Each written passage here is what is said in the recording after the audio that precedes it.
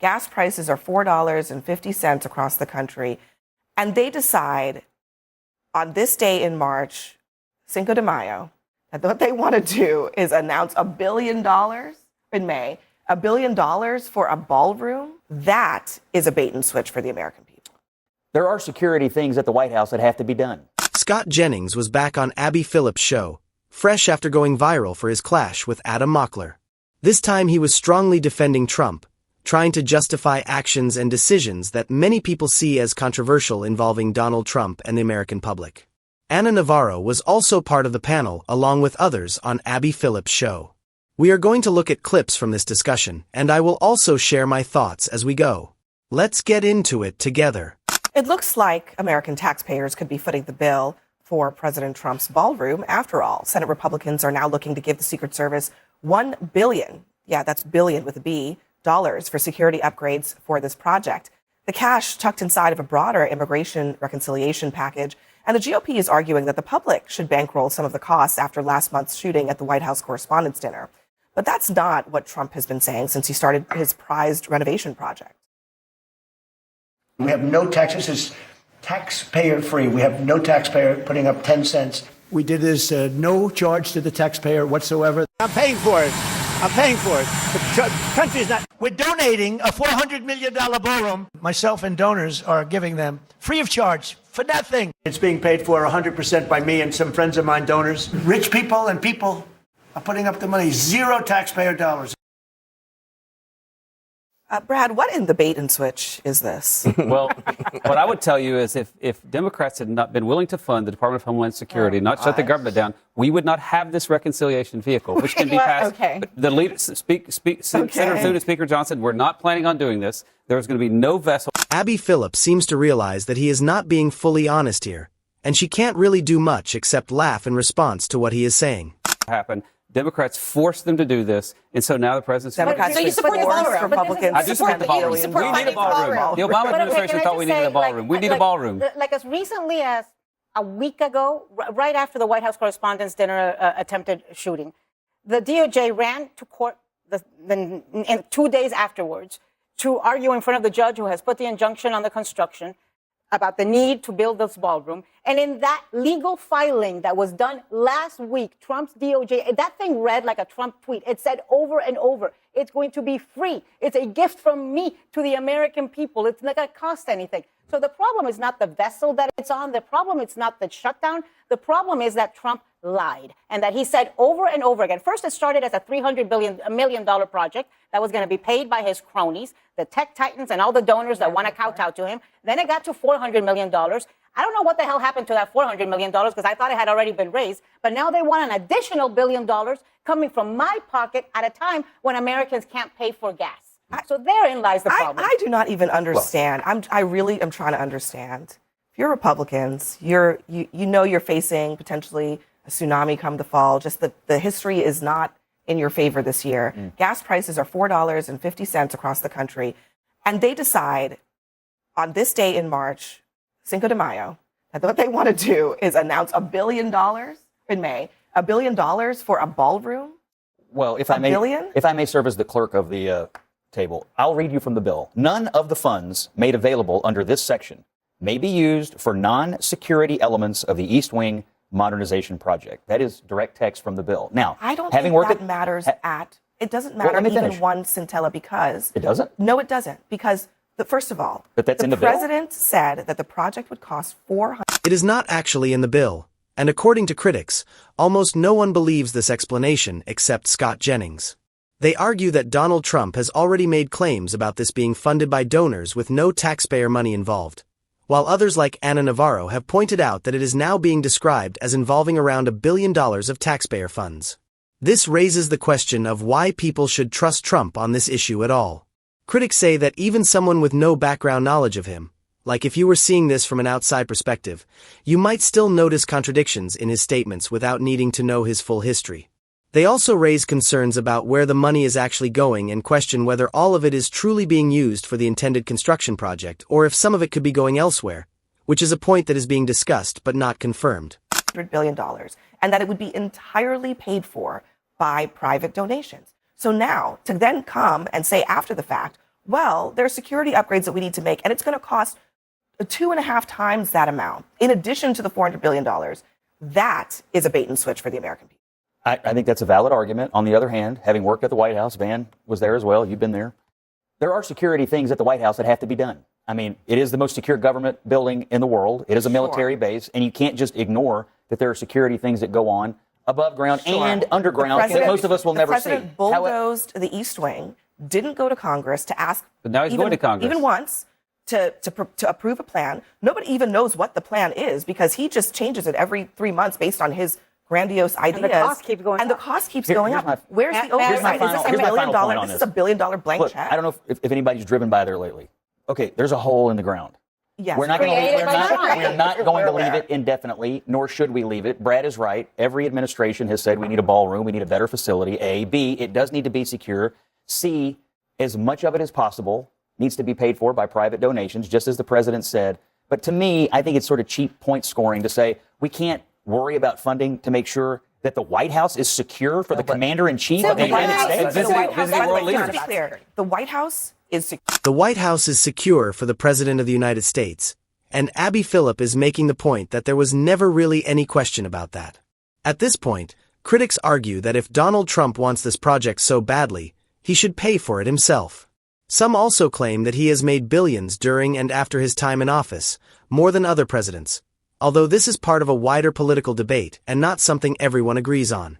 The discussion then shifts to how Scott Jennings and other supporters are described by critics as framing issues like this in a similar way to past political debates, such as arguments about wars and gas prices, where people were told that short-term problems would lead to long-term benefits. Critics say those predictions did not play out the way they were expected. They also point out that, in this case, there is already a physical change involved, like part of the White House structure being altered, and now the focus is on a large construction project that started from that point. Okay? The White House is secure.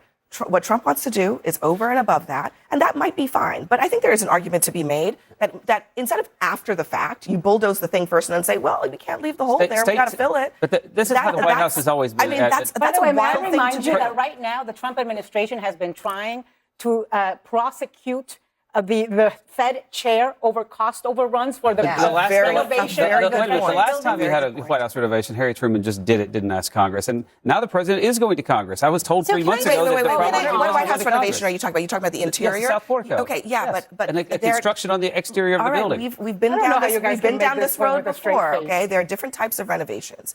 Most of the major renovations, structural renovations to the White House, have in fact been approved by Congress. That's what's about to happen. Well, hold on. There is a fund that the president has available to him to make changes, and I'm sure President Trump has already dipped into it to make the marble black in the colonnade and to add text to the exterior of the Oval Office and all of that. There are different tranches of funds. So there are different issues at play here. And $400 million plus another $1 billion is a very different quantity of money. That's what we're talking about. Will you be okay now that it goes to the White Congress? But I guess, he did say that it was going to be free the American people. And I assume that when he thought about his ballroom, he didn't think it was going to be insecure. He probably thought it was going to be secure. So if he wants $1 billion to make it secure for our free ballroom that he promised us, he needs to go to his billionaire friends and get another $1 billion. I don't understand why. They're busy paying for the Met Gala. All I want to say is that people aren't dumb. It's like he said he was going to give us a free ballroom. We didn't ask for it, and he didn't ask permission for it, but that's what he wanted to do. And now he's sticking us with a massive bill for it. Now, you can't then say, but it's for security. Well, you should have thought about that before you started tearing down the White House. Well, I think and how much it's going to cost. The problem is, and I love you both, but you guys are getting played by this president. At the end of the day, he promised to lower costs, and he's building this ballroom. You have to sit here and defend him every single day. Gas prices have gone up. He's trying to sabotage the midterm elections. Like, this man is not doing anything to help the Republican Party whatsoever. And if I were a Republican on the Hill, or if I were sitting at this table and my Democratic president were to be doing that, I would be pissed and I would be out here and I'd be calling the White House every day saying, you're about to lose us the election, but the Republican Party... Imagine how Scott Jennings would have reacted if something like this had been done by Biden or Obama. Critics say the response would have been completely different. They argue that it would still be a talking point even decades later, with constant criticism and repeated discussions about it long after the fact. Won't do that. Let me ask you about this reconciliation bill that you love so much. I didn't say I loved it. Let me show you what else. Let's talk, just for a second, because I think it's important. The ballroom is the ballroom, but look at what else is in it. another $32.2 billion for ICE, $26 billion for CBP, another $5 billion for DHS, and just a little sliver, $1.5 billion for the Justice Department. Keep those numbers in mind. Also keep in mind that nothing in this bill is paid for. So this is just adding to the deficit. Also keep in mind that last year, in the big, beautiful bill, ICE's budget was basically exploded. They were given over $70 billion. To solve a mandate that the president got in the election. Let me just ask you realistically, where is all of this money going? And does one agency need to be suddenly, it's not not DOD, the second largest agency in the entire country? Well, if you want to say that we should have the DHS bill and DHS funding debated and worked out in a bipartisan way, then Democrats have to drop the filibuster in the Senate and negotiate it and vote for it on the floor and offer amendments. But Democrats refuse to bring that debate to the Senate floor. They won't let the Senate talk about it. So now Republicans have to do it in reconciliation. This is all those projects you mentioned, except for the DOJ, come under the Department of Homeland Security. This is the thing Democrats are refusing to debate, to amend, to compromise. I'm not hearing you justify the budget. Well, look, the president got a mandate. It's a lot of money, and I think again, the American people are asking themselves, where is our money going? Well, wait a minute. I thought it's obvious. You told us when Trump started, it was about saving money, waste, fraud, and abuse. Wait a minute. The whole thing. We're talking about a DHS budget that's now over $100 billion. Federal government employment, if federal government employees, full-time equivalent employees of the federal government is lower than it's been at any point in 20 years. They did, in fact, cut out waste, fraud, and abuse. Yeah, and they're working on it more. And now there's new waste, fraud, and abuse with this. But what they're doing is they're future-proofing it. They're basically funding it into the future so that this fight doesn't happen again while he remains the. Next, Abby Phillip and Van Jones make what critics say is a strong point towards the end of that segment. They argue that while supporters justify all of these expenses as necessary, the messaging has changed over time. Last year, the focus was on not having enough money, needing to cut spending, and dealing with national debt, but now there is talk of a $1.5 trillion defense budget, which critics say still includes a lot of waste and lack of transparency because the Pentagon has struggled with passing full audits and some claim a large portion of its spending is not clearly tracked. They also argue that compared to this, the Ballroom project is small in cost, but still becomes a symbol of misplaced priorities. Critics describe it as a let-them-eat-cake moment, saying that while officials claim there is not enough money for things like healthcare and childcare, there still seems to be funding available for other large projects. They see this as inconsistent and call it a misuse of public money, framing it as another controversial and wasteful decision. Like I said, sometime after Donald Trump is out of office, critics argue that it may eventually come out that a large portion of this money was tied to him and his family, and they describe it as another alleged scam connected to what they call one of the most corrupt administrations in history.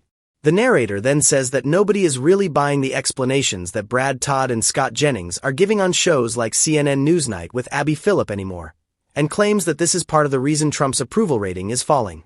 It then asks viewers what they think about everything, whether they are on the side of Abby Phillip, Van Jones, and Ana Navarro who view the Ballroom issue as another controversy, or whether they agree with Scott Jennings and Brad Todd and their political framing and explanations.